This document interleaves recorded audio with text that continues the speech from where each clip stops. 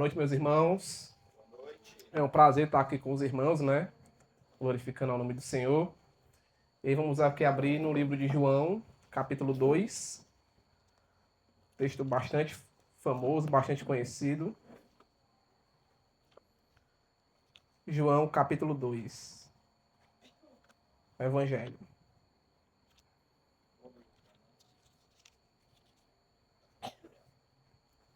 Queria iniciar, irmãos, essa pregação fazendo uma simples pergunta que às vezes força na nossa cabeça, a gente às vezes esquece, né? Minha pergunta é: quem é Jesus? É um grande sábio, né? Como algumas pessoas acreditam, né?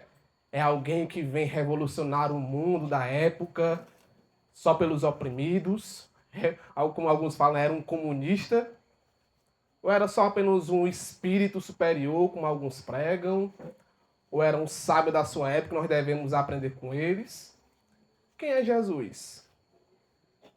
Hoje tem várias distorções e a Bíblia vai nos informar, vai declarar quem é Jesus. Ele era um grande sábio? Sim. Foi um grande homem que pisou na terra? Sim.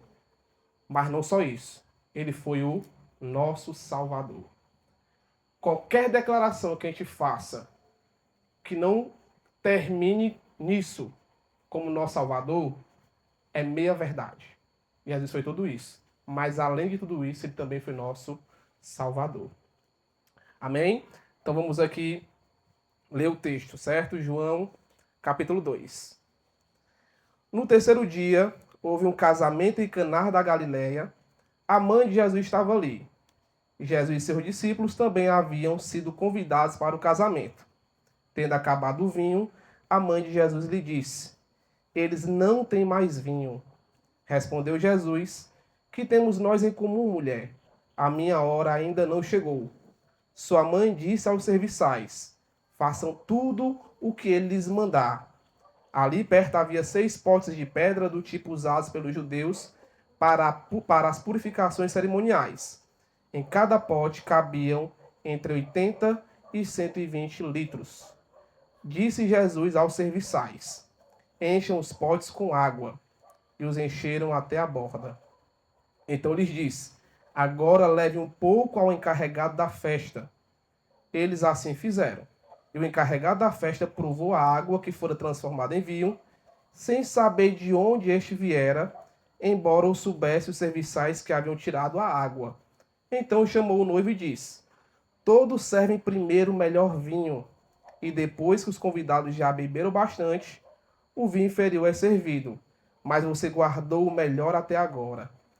Este sinal milagroso em Caná da Galileia foi o primeiro que Jesus realizou. Revelou assim a sua glória e os seus discípulos creram nele. Amém? Vamos orar mais uma vez. Senhor, te louvamos, Pai, pela tua palavra, onde por meio dela nós sabemos que quem foi o Senhor, quem é o Senhor, sabemos da sua glória, sabemos dos seus feitos, sabemos que o Senhor não é apenas um simples homem que pisou na terra, apenas um sábio, ou uma alma superior, como alguns pensam. Nós sabemos que o Senhor é o nosso Salvador, sabemos que o Senhor se manifestou para aqueles discípulos, para que eles entendessem isso, e que hoje nós temos acesso também a essas verdades. Que o Senhor venha abrir nosso coração para as tais verdades, e assim crermos cada vez mais em Ti, Senhor. É isso que eu te peço e agradeço. Em nome de Jesus. Amém. Irmãos, esse livro de João é muito famoso, um dos 4 evangelhos. E aí ele não é tido como um sinótipo, né? Se você for ler os 4 evangelhos, você vai ver que ele é um pouco diferente dos outros 3, né? De Mateus, Marcos e Lucas. E aí ele é interessante porque ele explicitamente ele vai declarando quem é Jesus. Enquanto os outros deixam uma dúvida ali, ele enfaticamente fala: Jesus, ele é o Messias prometido. Jesus, ele é Deus igualmente como Pai. Então, João ele é muito claro e muito enfático nessas verdades bíblicas. E nós chegamos num texto muito interessante, né? Uma narrativa bastante interessante de um casamento, certo? Mas antes disso, antes de entrar no texto propriamente dito, eu quero trazer algumas informações interessantes. Primeiro que esse livro, se você for lendo o texto, você vai observar que João, quando vai falar sobre os milagres de Jesus, ele vai falar sobre sinais. Ele vai falar sinais. E você vai observar que no livro de João você vai ter 7 desses sinais. 7 milagres, né? Mas a tradução realmente é para ser 7 sinais. Então você vai ter esse primeiro, que é transformar a água em vinho, né? João capítulo 2. Você vai ver aí a cura aí de um filho de um maioral. Você vai ter aí a cura no tanque de Betesda. Levanta-te, anda, não peques mais, né? João capítulo 5. Ele falando sobre a multiplicação dos pães, João capítulo 6. Ele andando sobre as águas, também no capítulo 6. Que ele é a luz do mundo, capítulo 9. E a ressurreição de Lázaro, no capítulo 11. Então você vai, quando você vai lendo, você vai ver que João ele escolhe esses milagres. Por que ele escolhe? Porque Jesus fez mais milagres. Deu mais sinais. Vamos aqui abrir lá no capítulo 20 de João, que é um ponto importante para a gente. No versículo 30 e 31. Mas, irmão Marcos, por que João, se você for ler Mateus, Marcos e Lucas, você vai contabilizar quase 40 milagres? Então, por que João ele vai especificar basicamente esses 7 milagres? Né? É claro que João tem um objetivo aqui quando ele escreve sobre esses milagres. A gente vai observar que ele não faz à toa. Tem um objetivo com isso. E a gente vai ler aqui no João capítulo 20, do 30 vai falar o seguinte: Jesus realizou na presença dos seus discípulos muitos outros sinais milagrosos que não estão registrados neste livro. Então a gente parte do pressuposto que ele fez muito mais. Mas observem bem. Mas estes foram escritos para que vocês creiam que Jesus é o Cristo, o Filho de Deus, e crendo tenham vida em seu nome. Então João ele vai escolher esses 7 milagres, 7 sinais, justamente para que nós crêssemos, né, no caso lá os discípulos, eles deveriam crer que Jesus ele é o Cristo, ele é o Filho de Deus, e para que eles tivessem vida no nome de Cristo. Então existe aqui um objetivo muito claro quando João escreve esses sinais. E um ponto também importante, irmãos, é um sinal, ele não é um fim em si mesmo. Como assim, irmão Marcos? Algumas vezes as pessoas ficam maravilhadas com o sinal em si. Mas o milagre ali é massa, viu? Pensa num milagre legal. Só que o milagre, ele não é um fim em si mesmo. Ele aponta para algo maior, para algo depois. Então, por exemplo, se eu tenho uma placa lá de um hospital, você vai parar na placa, pronto, vou socorrer alguém aqui? Não. Aquele sinal está indicando que existe algo à frente, que ali sim eu posso deixar algum doente lá. Então a gente vai observar que esses milagres de Jesus, todos os 7, eles vão apontar para algo maior. Eles vão apontar justamente para o Filho de Deus, para Cristo Jesus, né? O Messias prometido no Antigo Testamento. Então esses milagres, a gente não pode ver eles apenas como um fim em si mesmo. Tem que observar. O milagre, o sinal, ele é importante. Mas o mais importante é Jesus. Porque eles apontam, eles testificam do Filho de Deus. Eu sempre costumo falar isso, irmãos. A Bíblia, para quem é curioso, ela não é muito legal para quem é curioso. Porque ela deixa aqui várias dúvidas. Se a gente for olhar para esse texto de João 2, como é que se chama a noiva? Você não sabe. O noivo. O que é que Maria estava fazendo lá? A Bíblia não diz. Porque o importante não é o sinal. É quem faz o sinal. A gente vai ver que esse milagre ele vai apontar para Jesus. E aqui a gente passa a observar que Jesus ele não é apenas um sábio. Ele não é apenas alguém de um grande conhecimento. Ou como os hindus acham, né, uma alma aí que é superior às outras. A gente vai ver, não. Esse sinal aponta e testifica que Jesus ele é o Messias. E aí existe algo importante que é a nossa disposição quanto a isso que eu vou falar no final da pregação. Então, João, ele é tido também como o livro de sinais. Você vai ver vários sinais aí durante o livro de João, esses 7 sinais, mas que, mais uma vez, esses sinais não é um fim em si mesmo. Ele aponta para algo maior, que é o Filho de Deus. Amém? Outra informação importante, irmãos, quando a gente pega o próprio texto, vamos lá para João capítulo 2. A gente vai ler lá que o texto fala claramente que esse é o primeiro milagre que Jesus faz. Concordo com isso? Sim ou não? Se você pegar lá o capítulo 11, ele vai falar sobre isso, né? Este sinal milagroso em Cana da Galileia foi o primeiro que Jesus realizou. Por que essa informação, Marcos, ela é tão importante? Porque você vai ver, não sei se vocês têm canal fechado ou se você tem YouTube, mas é muito comum o Facebook e o Instagram, sai uma informação lá assim, encontrar um manuscrito informando sobre a infância de Jesus. Segundo isso daqui, Jesus era assim, assim, assado. Então, deixa eu dar um exemplo para vocês. Existe um livro que nós chamamos de apócrifo, que é um livro não inspirado por Deus, chamado A Infância de Jesus, ou do Pseudo Tomé. Segundo essas pessoas, foi Tomé que escreveu. E segundo esse livro, Jesus conta lá algumas narrativas de Jesus criança. Quando a gente lê a Bíblia, a gente observa que dos 12 até os 30 anos, nós não sabemos nada de Jesus. Não aparece muita coisa sobre ele, não. Já aparece adulto fazendo o que tem que ser feito. E aí você tem várias especulações sobre a infância de Jesus. E esse livro, que, claro que ele é mentiroso, né? Ele vai falar algumas coisas absurdas sobre Jesus. Por exemplo, ele vai falar que Jesus, quando era criança, ele estava perto de um rio, ele fazia várias poças de água, várias poçazinhas. Pegava barro, fazia vários passarinhos de barro.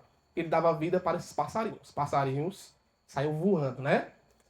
E aí, de certa forma, chegava um meninozinho da aldeia dele e começava com um galho seco, batendo nas poças de água, de lama, atrapalhando, né, Jesus. E Jesus, com raiva, segundo esse livro, né, falava assim, olha, você vai secar igual esse galho que você está batendo na água. E o menino secava e morria. Tá vendo um absurdo? Absurdo. Outra vez falava que nessa mesma aldeia, Jesus estava andando, e aí o menino esbarra em Jesus, e ele amaldiçoa o menino morre. Outra vez, segundo esse mesmo livro, eles estavam brincando em cima de uma casa, e aí o menino cai, todo mundo coloca a culpa em Jesus. Não, Jesus já é acostumado a matar os outros, então foi ele que matou esse menino. Ele vai, desce, ressuscita o menino e pergunta, fulano, foi eu que te matei? Ao menino que reviveu. Não, foi ele não, eu caí. Então, o que eu estou mostrando para vocês aqui, irmãos, se a gente levar em conta esse tipo de livro, a gente está falando que a Bíblia é mentirosa. Porque, segundo a Bíblia, qual foi o primeiro milagre de Jesus? Transformação de água em vinho. Então, a gente não pode levar em conta esse tipo de informação, que sempre aparece no Facebook, sempre aparece na NetGeo, aparece no History da vida aí. Então, você vai observar que são informações erradas sobre o nosso Senhor Jesus Cristo. Nesse livro fala até que ele matou um professor, para você ver o absurdo, né? Então, são imagens mentirosas sobre o nosso Senhor Jesus Cristo e que o texto deixa bem claro. Esse foi o primeiro milagre que ele fez, né? O primeiro sinal que ele mostrou aí. Amém? Vamos lá.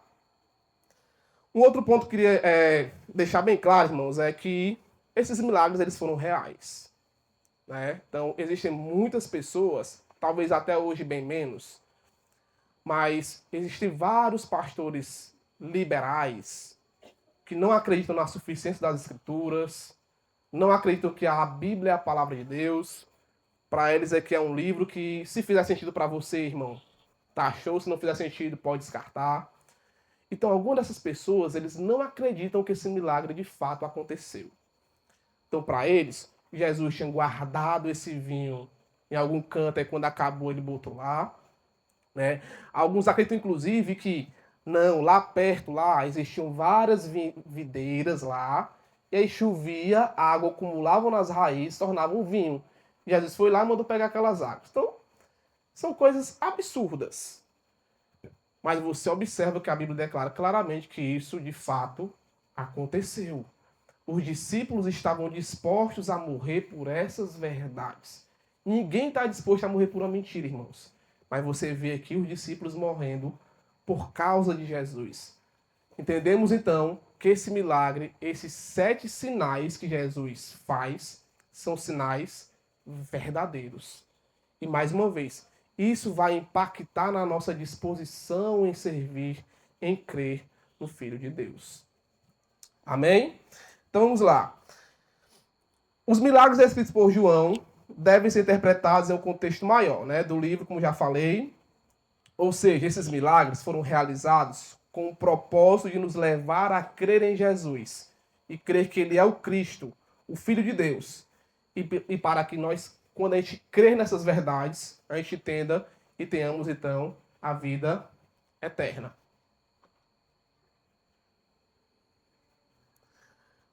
Esse milagre aqui de Caná também tem um objetivo imediato, que é manifestar a glória de Jesus, não na sua totalidade, e fazer com que os discípulos crescem nele. Quando a gente lê o capítulo anterior, você vai ver que alguns discípulos já estão ali se associando a Jesus. E quando a gente lê o versículo 11, a gente vê claramente que esse milagre, esse sinal, ele é manifestado com um objetivo também específico. Qual é, irmão Marcos? Para que seus discípulos crescem nele. A gente vai ver que eles creram nele. Certo? Então existe aqui um objetivo também específico, né? Mostrar que esse foi o primeiro milagre de Jesus, como nós já falamos, né? Esse negócio de, Jesus quando era criança já fez isso, já fez aquilo.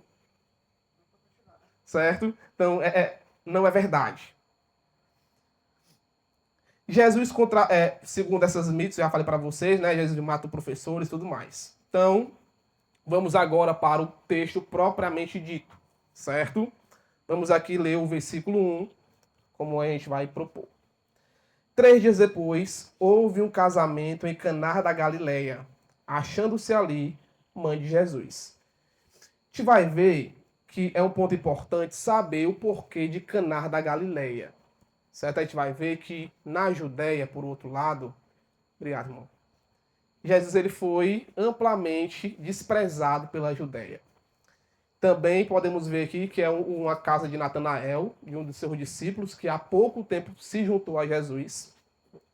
Então, houve um casamento. E a nossa pergunta fica, Jesus foi para uma festa, né? Acho interessante o Luiz Saião, que uma vez um cara, ele perguntou, rapaz, mas Jesus tinha um irmão que ele era totalmente contra festas. Não, é um absurdo ter festas. Aí ele falou assim, mas irmão, Jesus foi para o casamento. Mas não era para ter ido, não. Tá vendo, irmãos? Mas você observa aqui que Jesus ele vai para a festa. Ele é convidado e de forma clara ele aceita o convite.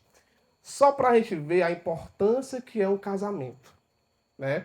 A importância do matrimônio ao ponto do nosso Senhor Jesus fazer parte daquela festa. Inclusive de intervir naquela cerimônia, naquela festa. Né? A gente vai observar que o casamento judaico ele tinha algumas etapas, mas a última etapa era basicamente de festa, de uma semana de festa.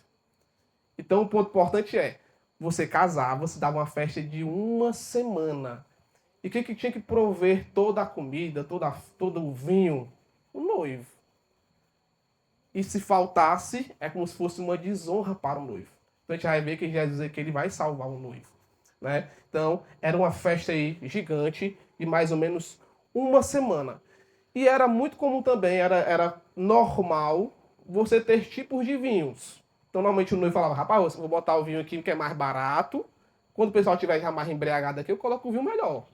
Né, que eu compro menos. Então, a gente vai ver que faltou vinho totalmente. Que vai ser até uma surpresa para quem vai estar provando o vinho lá. Então, houve um casamento em Caná da Galileia, achando-se ali a mãe de Jesus.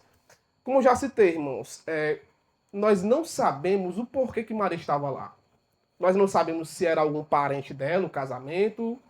Nós não sabemos se ela foi contratada para ser uma espécie de cerimonialista, de estar ajudando ali, organizando o casamento, nós não sabemos. Para quem é curioso, só basta especular, né? Uma vez eu trabalhava em uma empresa. Nessa empresa existiam vários mormons. Um desses mormons sabia que eu era crente, né? E sempre ia conversar comigo. E eu sempre respondia a ele. Ele falava assim: Marcos, tu já leu João capítulo 2? Já. Aquele casamento ali é interessante, né? Ué. Rapaz, eu acho que aquele casamento era de Jesus. Eu acho que Jesus estava casando. Porque na cabeça deles é o casamento de Jesus. A rapaz fala assim: então é muito esquisito. E você ser convidado para o seu próprio casamento é um negócio muito esquisito. Aí não pode ser um casamento surpresa, né? Oi. Se quem tem que providenciar toda a festa é o noivo, é a responsabilidade do noivo, né? Então você vê que existe aqui uma falsa, uma enganação total no mormonismo, né? Mas a gente observa aqui que a gente não sabe, a Bíblia não vai responder essa nossa curiosidade. Por que que Maria estava lá? Era uma parente dela, era um parente, era familiar, a gente não sabe. Nós só sabemos que ela estava lá e no lugar certo. Amém? Então vamos lá. Jesus também foi convidado com os seus discípulos para esse casamento. Aí o versículo 2. Esses discípulos, a gente não pode pensar que são os 12, certo? Até porque você observa que ele está no início do ministério e você não tem os 12 completos aqui. Você vai ver a primeira lista completa dos 12 lá no capítulo 6 de João. Aqui você vai ter em torno de mais ou menos 5, 6 discípulos, certo? Então, quando ele fala aqui, Jesus também foi convidado com os seus discípulos para o casamento. Estamos falando aqui de poucas pessoas. Porque alguns liberais vão colocar a culpa, inclusive, em Jesus. Ó, o vinho acabou porque Jesus levou um bocado de gente, foi ele mais 12, beberam tudo. Já para ninguém. Não, irmãos, aqui nós temos apenas uma parcela desses discípulos que nós temos.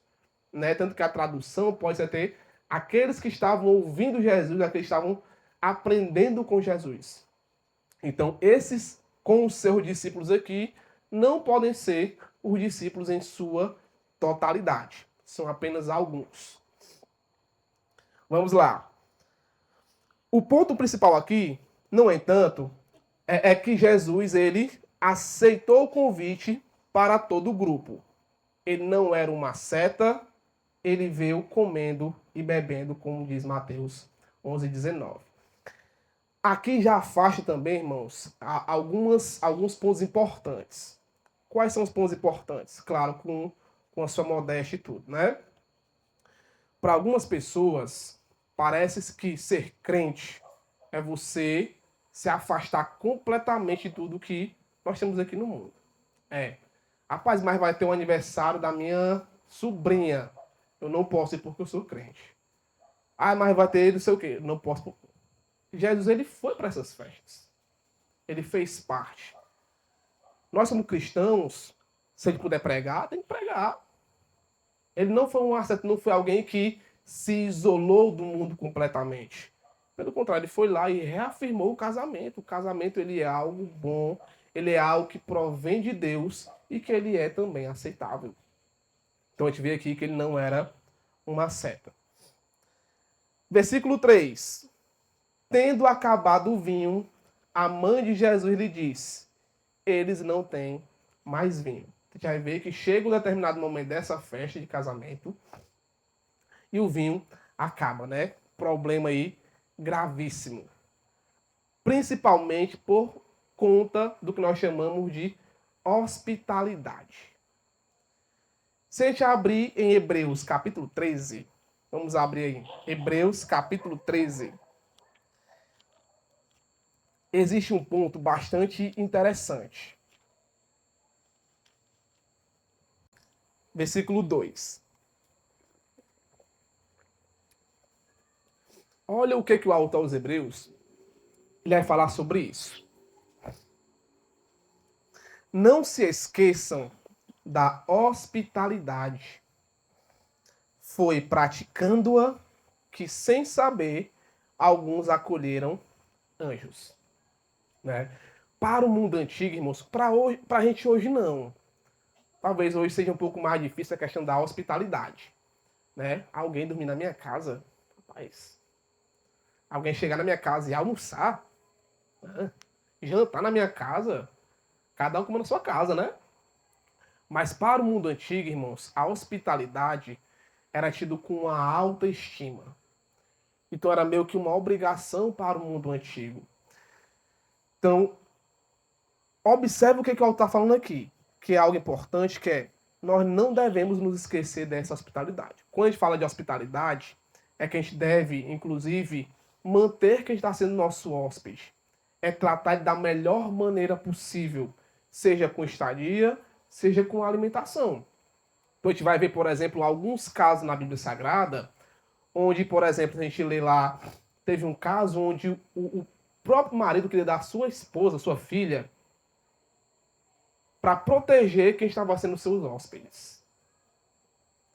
Então, a que ponto chega a hospitalidade no mundo antigo? Então, era uma desonra você não ser hospitaleiro. Era uma desonra. Então, observa que nesse caso do casamento, o próprio noivo ele seria levado à desonra, porque não está sendo um bom hospitaleiro. Deixou faltar provisão para o povo. Deixou faltar o básico, que é o vinho para as pessoas. Então, com certeza, ele teria tido aí uma desonra muito grande naquele período. Então, deixou faltar vinho. E aí, Maria, mais uma vez, nós não sabemos, talvez estivesse organizando, ela percebeu, ó, acabou o vinho. E aí o rapaz ele vai ser massacrado. Ele não está sendo bom hospitaleiro. Ele não calculou a quantidade certa para as pessoas. E aí, o que a gente faz? Né? Então, em alguma parte das festividades, eles ficaram sem vinho. O noivo era responsável por tais coisas. E toda a sua família teria sido desonrada. A hospitalidade era muito importante no mundo antigo. E os casamentos estavam entre as obrigações sociais mais sérias. Alguns até pensam que sua família poderia ser processada pela família da noiva por tal situação. Esta era uma circunstância desesperadora. Então, para a gente parece uma besteira, né? Ah, mas faltou vinho da, sei lá, água, né? Não, irmãos, é muito além disso. É muito além disso. Provavelmente. E aqui chega um ponto importante, bastante interessante, né? Por que que Maria fala isso para Jesus? Né? E aqui vem um papel muito interessante de Jesus. José não é citado mais aqui nesse livro. Então a gente parte do pressuposto que talvez José já teria falecido e quem era agora, né, o líder da sua casa seria Jesus. Então seria Jesus. E aí Jesus talvez seja aquela figura agora que seria o provedor, a pessoa que teria que desenrolar, que teria que se arrumar para poder resolver os problemas. Então Maria recorre agora a Jesus. Ó, Jesus, cara, é tu. Tu é o líder agora. E o que a gente vai fazer? Aqui nós não sabemos, mais uma vez, como é o primeiro milagre, como é o primeiro sinal. Nós não sabemos como é que Maria confiava tanto assim em Jesus. Como é que ela sabia que ele ia resolver? Você não tinha feito nenhum milagre. Então, de alguma forma, durante a vida de Jesus, Maria percebeu que ele era alguém diferente. De alguma maneira ela percebeu. Ele é diferente. A gente vai ver que até na resposta, que pra gente é uma resposta dura, ela entende que ele ia resolver. Aí vamos lá. Então, provavelmente seu pai José, que era mais velho, havia morrido e Jesus havia tomado conta de seu ofício. Então, Maria, como viúva, tinha aprendido a depender de Jesus para obter ajuda. E ela se voltou para ele agora. Então, ela chegou em um determinado momento que, vai ter que ser você mesmo para nos ajudar aqui. Versículo 4. Mas Jesus lhe disse: mulher, que tenho eu contigo? Ainda não é chegada a minha hora. E aqui parece que Jesus ele é ignorante, né? Rapaz, Jesus chamou a sua mãe de mulher. Parece que foi assim, um ato de ignorância, né? Mas não, irmãos, isso era muito comum no mundo antigo. Se você ler o livro de João, você vai ver que Maria aparece em algumas vezes e ele nunca chama ela de mãe. Nunca chama ela de mãe. E pelo contrário, você vê o cuidado de Jesus quando está na cruz, inclusive. Ele pede para o apóstolo, né, o discípulo amado, cuidar da mãe dele.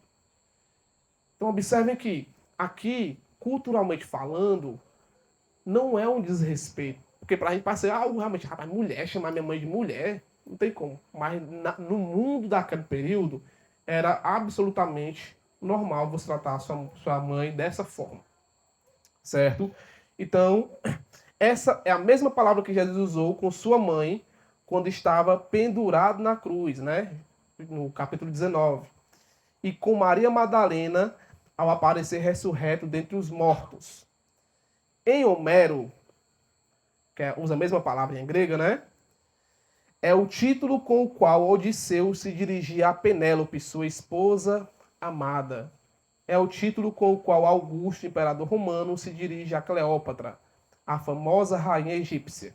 Dessa forma, longe de ser uma palavra descortês e grosseira, era um título de respeito. Então parece ser muito estranho para a gente, mas era algo muito respeitoso para a época, né? E um outro ponto aqui bastante importante, irmãos, quando ele fala, né? Mas Jesus lhe diz: mulher, que tenho eu contigo? E aí a segunda parte do versículo ela é muito interessante. Ainda não é chegado a minha hora. Se você observar o texto, parece que já está refutando Maria. Ó, não vou fazer não. Não chegou minha hora ainda, então não tenho o que fazer. Só que, mais uma vez, de alguma maneira, Maria entendeu o que Jesus ia fazer. É tanto que no versículo seguinte, o que ela fala? Então ela falou aos serventes: fazei tudo o que ele vos disser. Está aí no versículo 5. Então a gente tem que observar que, de alguma forma, o texto não fala, mas Maria entendeu que Jesus iria fazer alguma coisa. E aqui é um ponto bastante importante e também que nós devemos levar em conta, que olha a fé de Maria. O que Jesus, de forma material, poderia fazer numa circunstância dessa? Comprar vinho? Achar vinho em algum lugar? Então a gente tem que observar, entre linhas aqui, que ela entendia que Jesus, de alguma forma, ele não era uma pessoa normal. Não era apenas um simples sábio. Não era apenas um grande homem que pisou na terra. Ele era diferenciado. Ele era diferente, né? E de alguma forma, como ele fala, talvez, ela entendeu que ele ia fazer alguma coisa. Mesmo ele falando, ainda não chegou a minha hora. Ele vai falar isso algumas vezes durante o Evangelho de João. Mas ela entende nessas palavras que ele iria fazer alguma coisa naquele momento, né? E quando a gente fala sobre não é chegada a minha hora, está se referindo justamente, irmãos, à hora da morte dele. A gente vai ver que quando ele começa a fazer esse tipo de milagre, ele começa a ser perseguido, começa a enfrentar várias perseguições até culminar em sua morte. Ele percebe que ainda não chegou a minha hora. Versículo 6. Estavam ali 6 talhas de pedra, que os judeus usavam para as purificações, e cada uma levava 2 ou 3 metretas, né? Era costume em casamentos comprar alguns vinhos caros e alguns mais baratos. O bom material, ou seja, o bom vinho, era fornecido no início.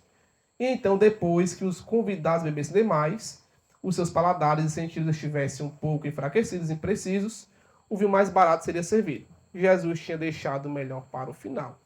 Quando você vai fazer a contabilização dessas 3 metretas, né? Que eles falam aí sobre 6 talhas de pedra.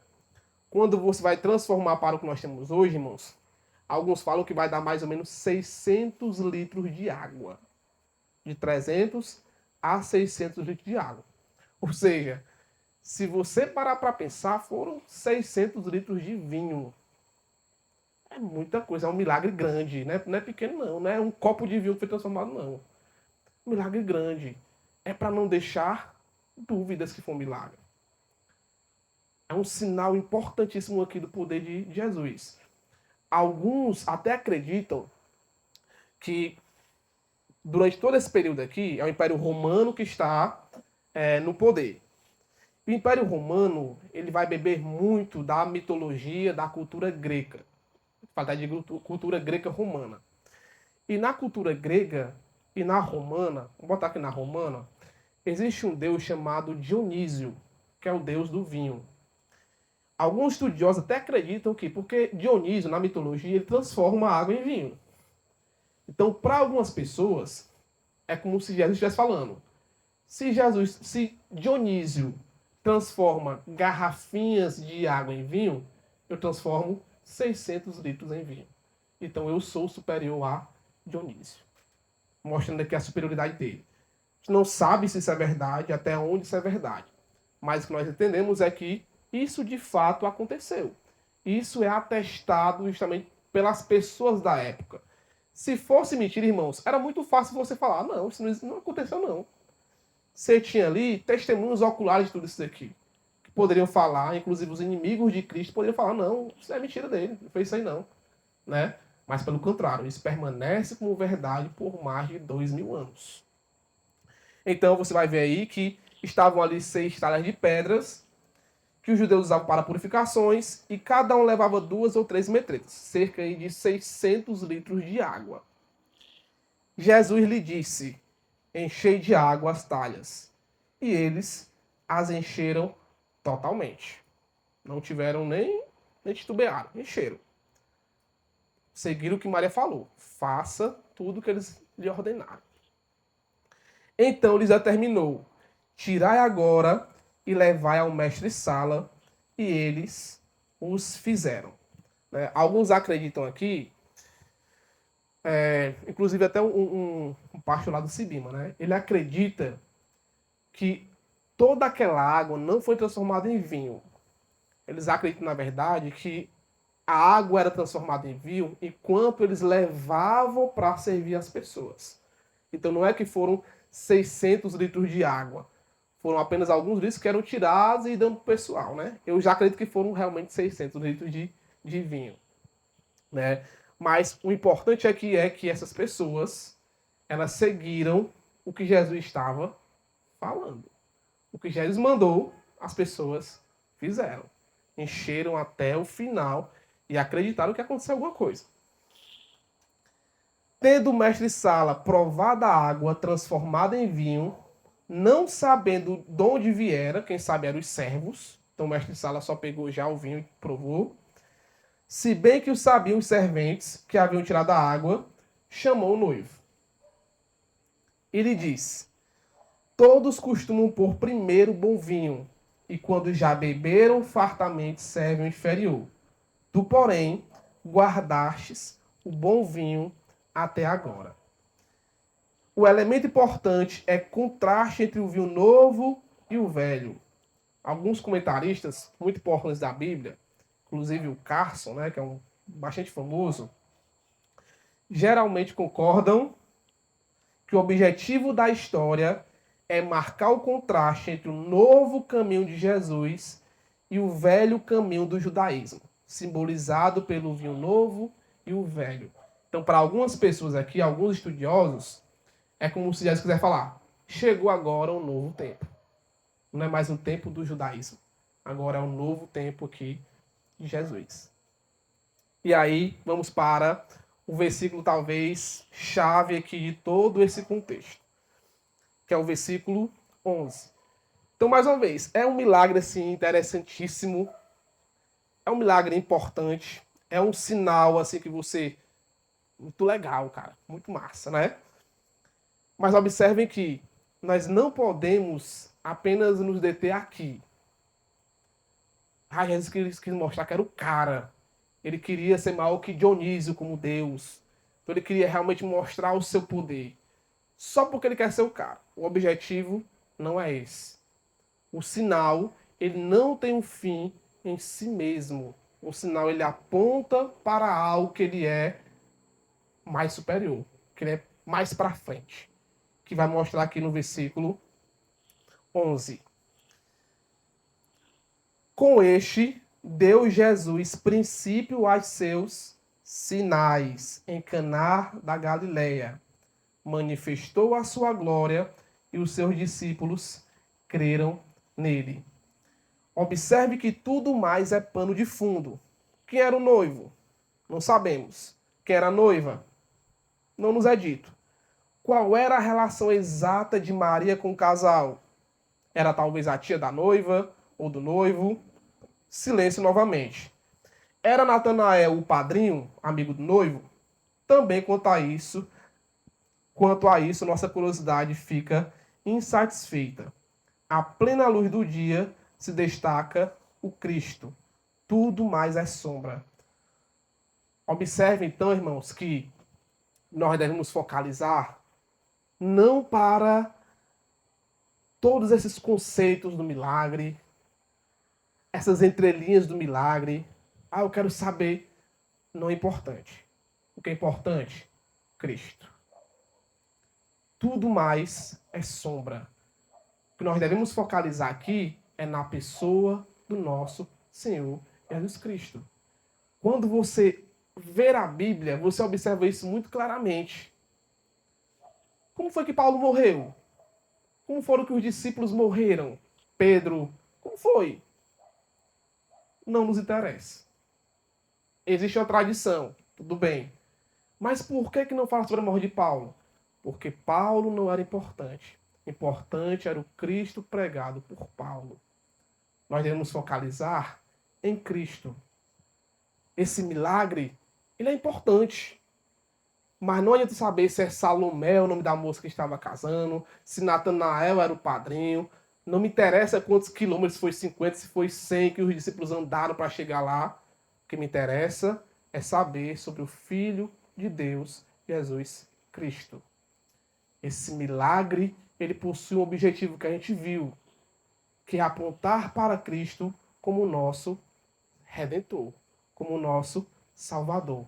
Isso é o que nos basta. O milagre, ele aponta para isso. E o que é algo importante, meu Marcos, qual é? Vamos olhar aqui o versículo 11. Quando a gente olha o versículo 11, é que os seus discípulos creram nele. Eles viram o milagre e creram nele. Existe um ex-ateu, que ele é um escritor bastante famoso nos Estados Unidos. Ele fala muito sobre Deus. Ele é um grande apologeta, né? Que é o Strobel.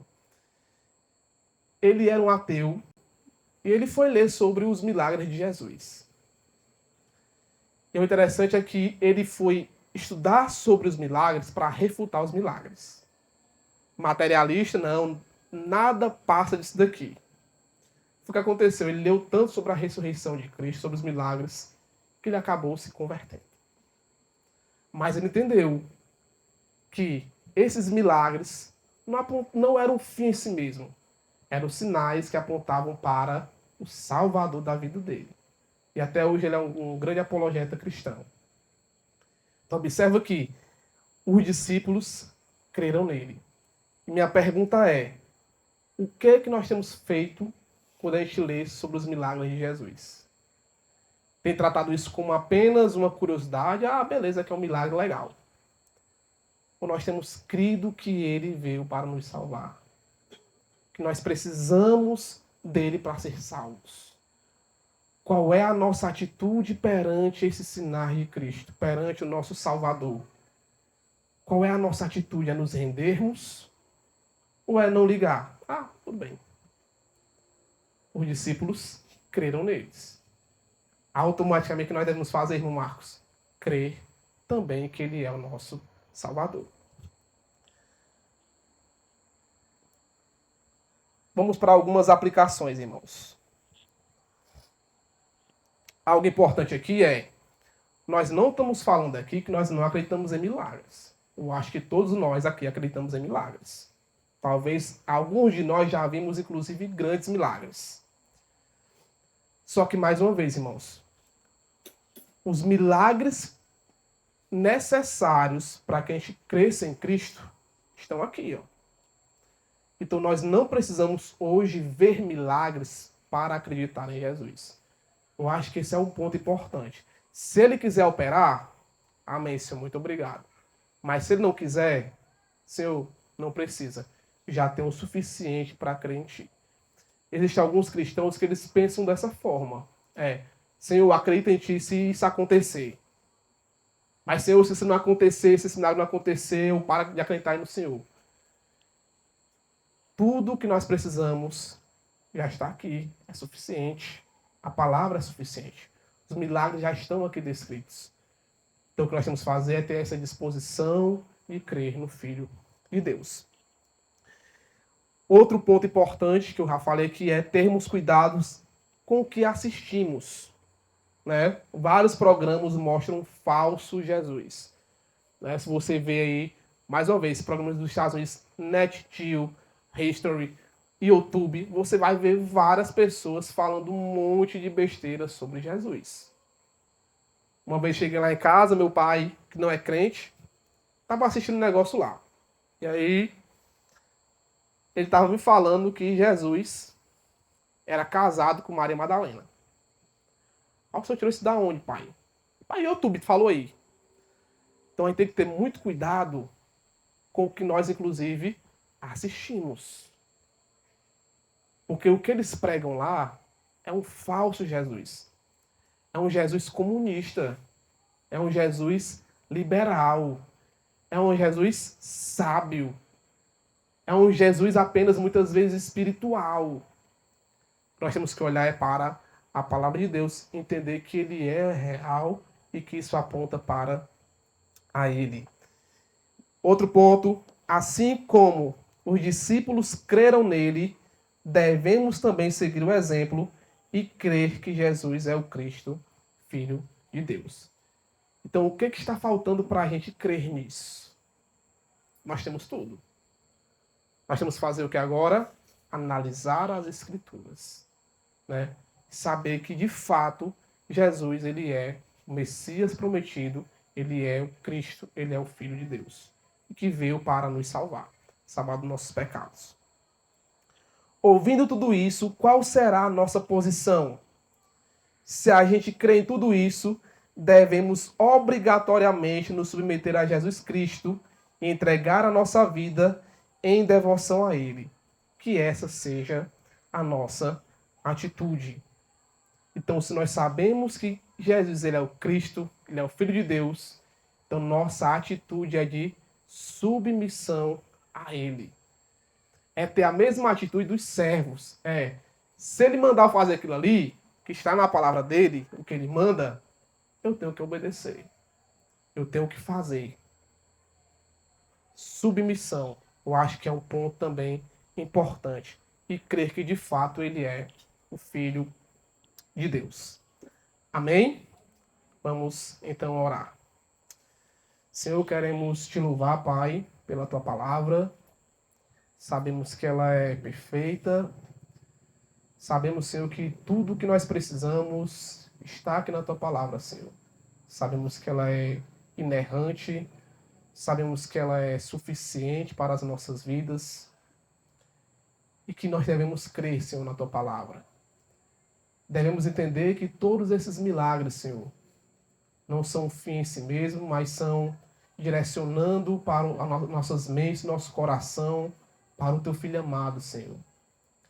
E que a gente não apenas saiba intelectualmente sobre isso, que não fique apenas na nossa cabeça, mas que não apenas encha a nossa cabeça com conhecimento, Senhor, mas que nosso coração seja cheio da tua palavra. Que a gente venha ter disposição, Senhor, em te servir. E que a gente venha crer no teu Filho. Crer que ele morreu pelos nossos pecados. Crer, Senhor, que ele é o Salvador enviado pelo Senhor. E quem deve ter a disposição de fazer tudo o que ele manda, Pai. Nos ajuda. Muitas vezes nós somos incrédulos quanto a isso. Nós muitas vezes talvez pensamos que apenas são histórias que alguém contou muito tempo atrás, que não significa muita coisa. Mas essas histórias, esses milagres, esses sinais, Senhor, apontam para o teu Filho como enviado por ti para salvar a humanidade. A humanidade que estava dando as costas para ele, que eram seus inimigos, Senhor, mas mesmo assim o Senhor envia o seu Filho para morrer por todos nós. Que o Senhor venha nos ajudar nessa caminhada e nos rendermos a Ti, de abrir o nosso coração e entender a Tua verdade, Pai. Assim eu te peço, te louvo e te agradeço em nome do Teu Filho amado Jesus. Amém.